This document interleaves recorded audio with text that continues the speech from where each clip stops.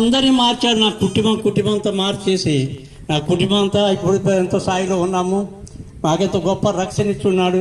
మాకు ఈ దేవుడు మాకు రక్షణ ఇచ్చిండు కాబట్టి, మమ్మల్ని మేలు చేసిండు కాబట్టి మిమ్మల్ని కూడా మిమ్మల్ని కూడా మేలు చేస్తారని చెప్పి మీకు సువార్త చెప్పడానికి ఈ గ్రామానికి వచ్చి ఉన్నాము. మాది ఇక్కడ కాదు, మాది పాలవంచ. ఇక్కడ నుంచి 300 కిలోమీటర్ల దూరం నుంచి వచ్చాము ఇక్కడికి. మాది భద్రాచలం అవుతారా. అయితే ఆ నుంచి వచ్చాము. మమ్మల్ని బాగు చేసిన దేవుడు మిమ్మల్ని కూడా బాగు చేస్తారని చెప్పేసి ఈ సువార్త ప్రకటించడానికి మేము అందరం వచ్చాము. ఒక 30-40 మంది దాకా వచ్చి ఉన్నాము. మీరు కూడా దేవుడు నమ్ముకోండి, మిమ్మల్ని కూడా దేవుడు బాగు చేస్తాడు.